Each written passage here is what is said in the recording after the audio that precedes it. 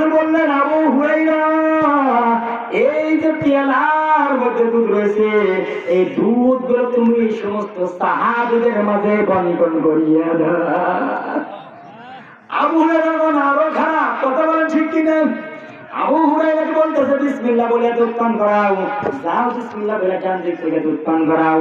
এবার যখন আমার আপনার পয়গম্বরের সাহাবী সমস্ত সাহাবীকে দুধ পান করাই, আবু হুরায়রা ডাকটা বলতেছে, নবী গো, যে পরিমাণ দুধ আপনি পেয়ালার মধ্যে দিয়েছিলেন, আল্লাহর কসম করে বলতেছি, এক ফোঁটা দুধ পেয়ালার মধ্যে থেকে কমে না।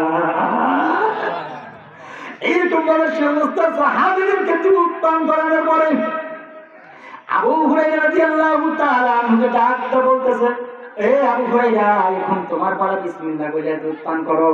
আবু হুরায়রা রাদিয়াল্লাহু তাআলা আনহু এইরকম ভাবে পেয়ালা ধরেছে, আর তারা খাইতে খাইতে পেট ভরে গেছে, কিন্তু পেয়ালার এক ফোঁটা দুধ কমে না। আল্লাহর রাসূল ডাকতে বললেন, আবু হুরায়রা, খাইছি। পয়গম্বর বললেন, আবার খাও, তুমি তো 3 দিনের না খাও। আবার খাওয়া দিলেন। তৃতীয়বার বললেন, আবু হুরায়রা, তুমি আবার একটু খাইয়ে নাও। আবু হুরায়রা যখন আবার খেয়েছে, চতুর্থবার বললেন, ও আমার সাথী আবু হুরায়রা, আবার একটু খেয়ে নাও। পয়গম্বরকে ডাকতে বলতেছে, নবী গো, আর দুধ পান করা সম্ভব না। এটা আমার আল্লাহ রাসূলের মুজিজা। বলতেছিলাম, বগুড়ার মুসলমান, এবার যখন আল্লাহ রাসূল বিসমিল্লাহ বলে দুধ পান করেছে, সমস্ত দুধ শেষ করে দিয়েছে আমার আল্লাহ। এই আবু হুরায়রা রাদিয়াল্লাহু তাআলা আনহুর জীবনে যদি বলে শেষ হবে না। আবু হুরায়রা রাদিয়াল্লাহু তাআলা আনহু শুয়ে আছে, গভীর রজনীতে একজন মহিলা দরজার মধ্যে নক করছে। নবীর সাহাবী আবু হুরায়রা, আপনি ঘরের মধ্যে আছেন নাকি? আল্লাহু আকবার বলে। কেমন আমার মা বোনরা দেশের ছিল বারবার সরকার, তাদের সম্বন্ধে একটু ওয়াজ করা দরকার। সংসারকে জ্বালা পোড়া করে দিয়ে গেছে সরকার। এখন বর্তমান মা বোনরা ঘরে ঘরে নাটের গুরু, রুহুল আমিন যুক্তিবাদী, তাদের সম্বন্ধে ওয়াজ করবে সেটা শুরু। রাজি আছেন নাকি বাজান? আর কেউ বলে না রাজি আছেন নাকি? ওয়াজ কেবল মনে করেন যে ভূমিকা দিতেছি বাজান, শুরু তো করেই নাই।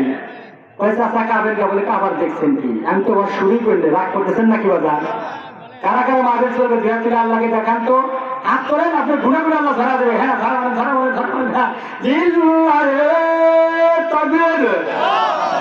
আল কোরআনের আলো, আল হাদিসের আলো, আজকের মাহফিল।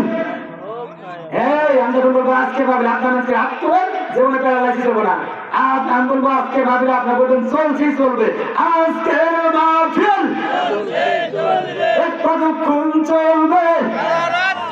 ও সারা রাত হুজুর বাবা দিচ্ছেন নাকি রে ভাই? আপনি সারা রাত থাকতেন। বলতেছিলাম বগুড়ার মুসলমান, গভীর রজনীতে আবু হুরায়রা রাদিয়াল্লাহু তাআলা আনহুর কাছে ডাকতে বলতেছে, ওগো নবীর সাহাবী আবু হুরায়রা, আমি একজন খারাপ মহিলা, পাপিষ্ঠ মহিলা, আমি একজন জিনাকারিনী মহিলা। আমি জিনা করার কারণে আমার গর্ভে একটা সন্তান এসেছিল, পুত্র সন্তান এসেছিল। সেই সন্তানকে আমি নিজ হাত দ্বারা হত্যা করেছি। আবু হুরায়রা, এখন বলো তো দেখি, এই গুনাহ আল্লাহ তাআলা আমাকে মাফ করবে কিনা? আবু হুরায়রা ডাকতে বলতেছেন, এ মা, তুমি আমার সঙ্গে থেকে চলে যাও। তোমার মতো পাপিষ্ঠ মহিলা আমার মনে হয় আসমানের নিচে জমিনের উপর একটাও নাই। যে গুনার কথা তুমি বললা, তুমি তাড়াতাড়ি চলে যাও আমার দরবার থেকে, কেননা তোমাকে আল্লাহ তাআলা মাফ করবে না। চিৎকার মেরে বলেন নাউযুবিল্লাহ।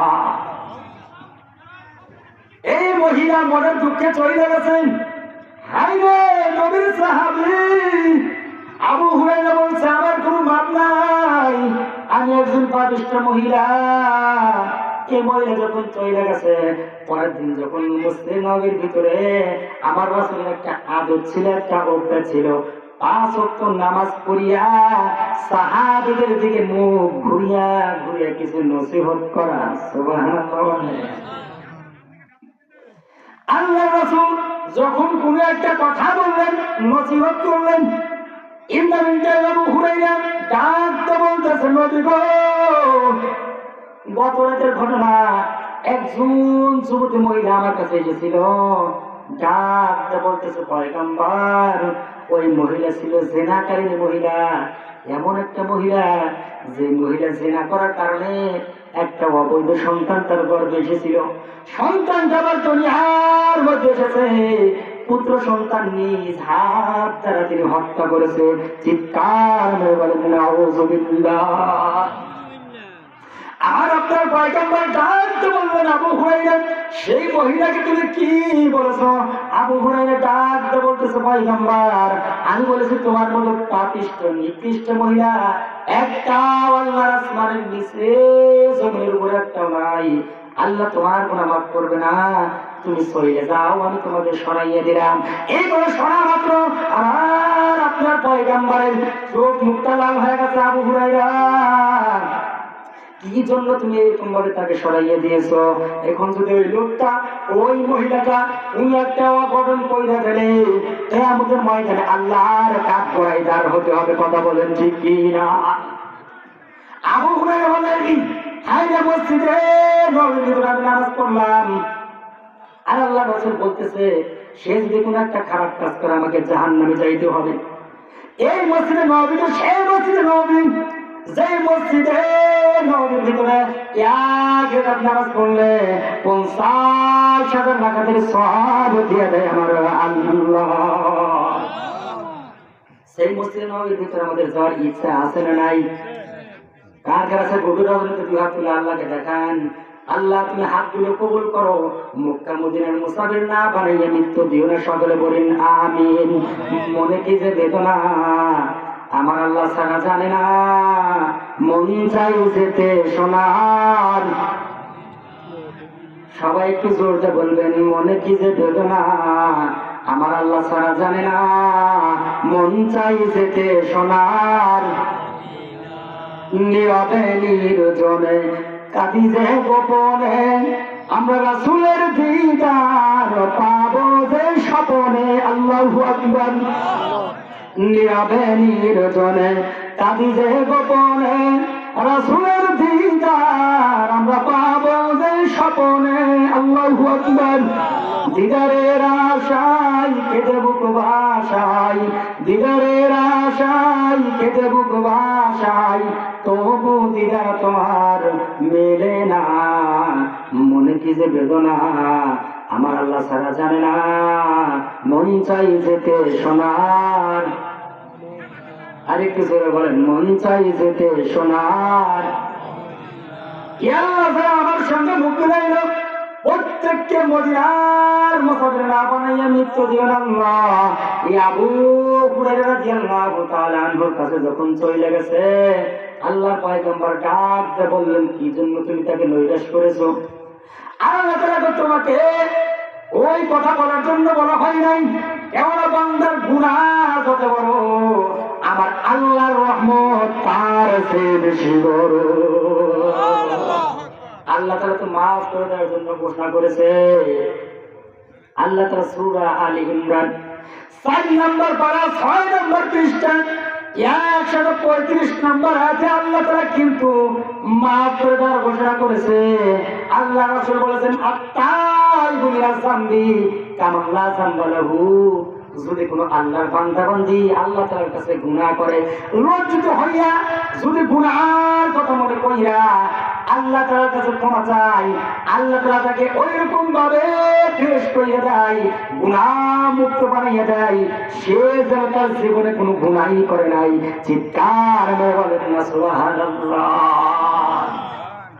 এবার মহিলাটা কোথায় চলে গেল? আবু হুরায়রা রাদিয়াল্লাহু তাআলা আনহু ফজর নামাজ পড়িয়া এইরকম ভাবে পুরা মক্কার মধ্যে মদিনার মধ্যে খোঁজে, হায়রে মেয়েটা কই? এখন যদি মেয়েটা অবৈধভাবে কোনো কাজ করে, কিয়ামতের ময়দানে আল্লাহ তাআলার কাজ করে আমাকে তার হতে হবে। আবু হুরায়রা কান্দে আর কয়, হায়রে মেয়েটা কই? এবার যখন মেয়েটাকে না পাই, মেয়েটাকে না পাইয়া মসজিদের ভিতরে আবার নামাজ পড়ার জন্য যাবে, মাগরিবের আগ মুহূর্তে ওই মহিলাটা এসে ডাকতে বলে, ওগো নবীর সাহাবী আবু হুরায়রা, আসলে কি আল্লাহ তাআলা আমার গুনাহ মাফ করবে না? আল্লাহু আকবার। عبادي الذين أسرفوا على أنفسهم لا تقنطوا من رحمة الله বান্দা তুমি যতই গুনাহ করো না কেন আমি রব আল্লাহর রহমত থেকে তোমরা নিরাশ হই না আমি আল্লাহ খুশি হইয়া আমার বান্দা বান্দির तमाम জীবনের গুনাহ খাতাগুলো maaf করিয়া দিব আল্লাহ রাসূলের হাদিস শুনেন আল্লাহ রাসূল বলেন মান বাকা মিন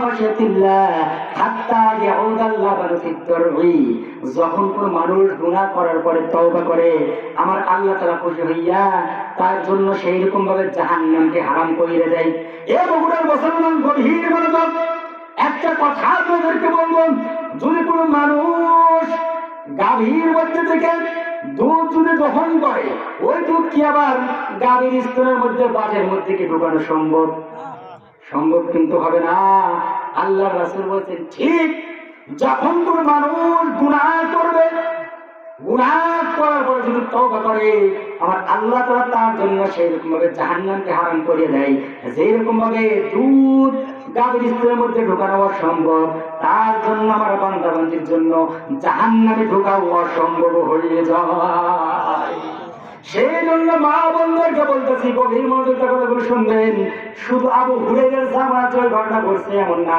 এই জামানায় ঘটে না এই যে সামনে আসতেছে 14 ফেব্রুয়ারি সইলে গেল 31st নাইট কথা বলেন ঠিক কিনা আমি আপনাদের কি ইঙ্গিত দিয়ে যাচ্ছি বাজান গভীর মনোযোগ করে কথাগুলো শুনবেন এ মা বোনেরা আবু হুরায়রা রাদিয়াল্লাহু তাআলা আনহু মাগরিবের আগ মুহূর্তে মসজিদে নববীর ভিতরে নামাজের জন্য যাবে ওই মহিলাটা ডাকতে বলতেছে ওগো পয়গম্বরের সাহাবী আমার আল্লাহ তাআলা কি আমার গুনাহকে আসলে maaf করবে না আল্লাহু আকবার আবু হুরায়রা ডাকতে বলে মা গো ও মা আমি তোমাকে খুঁজেছি তোমাকে পাই নাই আবু হুরায়রা খুশি হইছে না হয় নাই অবশ্যই কিন্তু বেশি খুশি হয়েছে ডাকতে বলতেছে মা গো মা তোমাকে আমি খুঁজেছি কিন্তু তোমাকে পাই নাই গো মা আল্লাহ তাআলা তোমার গুনাহ maaf করিয়া দিবে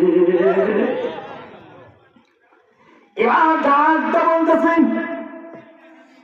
এবার আল্লাহ তাআলা তোমার গুনাহ maaf করে দিবে সঙ্গে সঙ্গে নেতা আল্লাহ তাআলার সেজদায় আল্লাহ তাআলা কুদরতি পায়ের মধ্যে সেজদা দিয়েছে আল্লাহ দুনিয়ার মানুষ আমাকে এরকম ভাবে তোমার রহমত থেকে নির্দেশ করেছে তুমি আল্লাহ আমাকে বুকে টেনে নিয়েছো আল্লাহ আমার ভুল হয়ে গেছে আমি জীবনে আর গুনাহ করব না চিৎকার করে বলেন সুবহানাল্লাহ আবু হুরায়রা ডাকতে বলে মা গো মা ও মা তুমি তোমার সেজদা উঠাও আমার আল্লাহ তাআলা খুশি হইয়া তোমার জীবনের গুনাহ খাতাগুলো maaf করিয়া দিয়েছে সেই জন্য বলবো বাজান রে যদি গুনাহ করেন না কেন জান্নাতের বাগান এই বাগানের মধ্যে এসে যদি আপনি বসে যান